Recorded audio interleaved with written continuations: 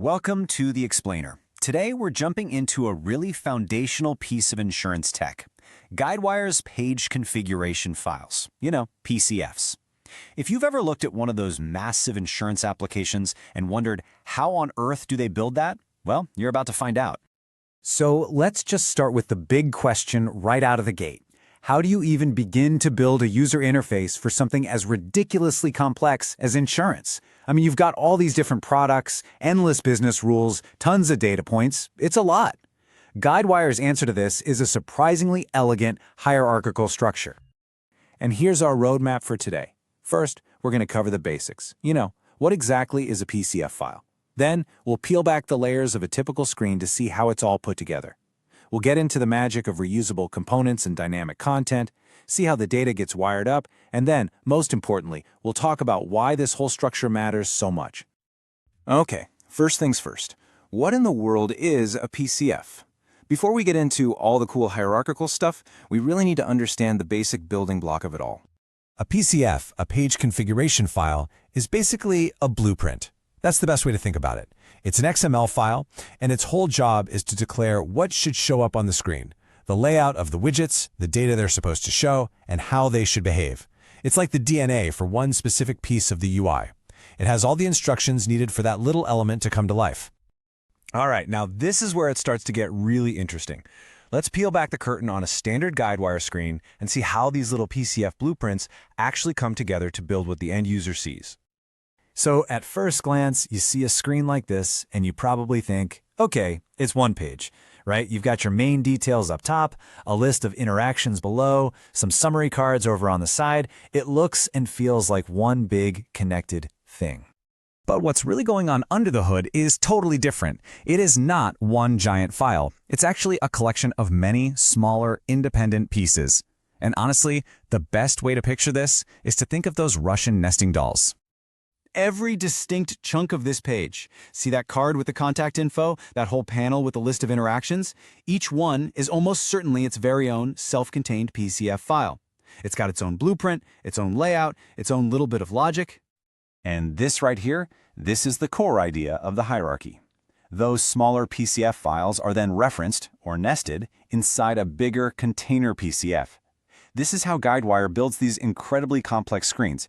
Not with one gigantic, impossible-to-manage file, but by composing them from smaller, modular, and much more manageable pieces.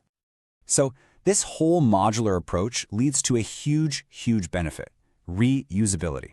Let's dig into how they pull this off using something called an input set. I really love this simple definition. An input set is just a group of widgets that you bundle together so you can use them again and again and again. And the perfect example, of course, is an address block. You are going to need address fields everywhere in an insurance app. This just shows you the payoff perfectly. The old way, the painful way, would be to manually add every single address field, line 1, city, state, zip, every single time you need one. The PCF way, you define it one time in a file, let's call it addressinputset.pcf, and then you just point to that file wherever you need an address. It's so much smarter. And actually, putting this into practice is incredibly simple. It's just 3 steps. Step 1, you create your reusable component, your input set.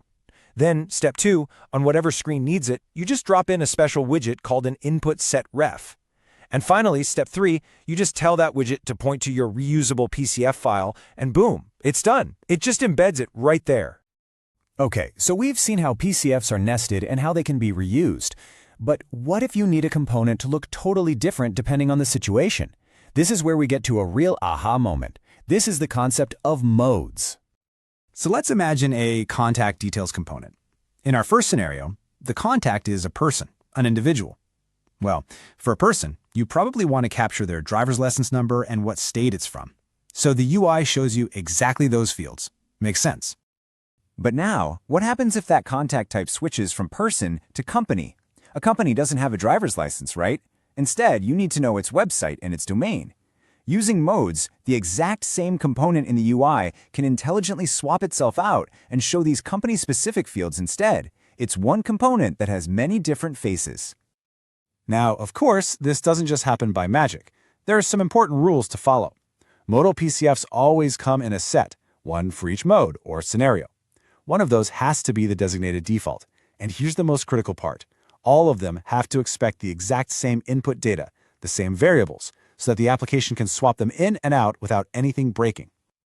We've covered the structure, but what about the actual information? You know, the policy numbers, the names, the dates. How does that data get into these fields?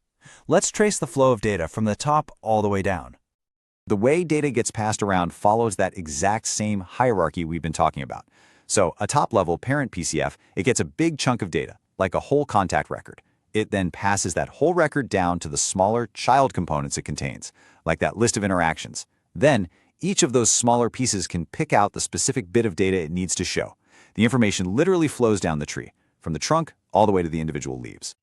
So we've gone deep on the what and the how, but let's pull it all back together. Why go through all this trouble? What's the real business impact of building a user interface this way? It really all boils down to these 4 massive benefits. First, reusability, which we saw with input sets, means you develop way faster. That leads directly to better maintainability, because when you need to fix a bug or make a change, you just do it in one single place. That, in turn, guarantees incredible consistency across the entire application. And when you have all of that, the system becomes truly scalable. You can build enormous, complex applications without the code just collapsing under its own weight. And that kind of leaves us with one final thought to chew on. Is this whole hierarchical, component-based way of thinking just a nice-to-have? Is it just a sign of good code? Or, when you're playing in a field as complex as insurance, is this kind of structure absolutely essential for survival? Something to think about. Thanks for tuning in to This Explainer.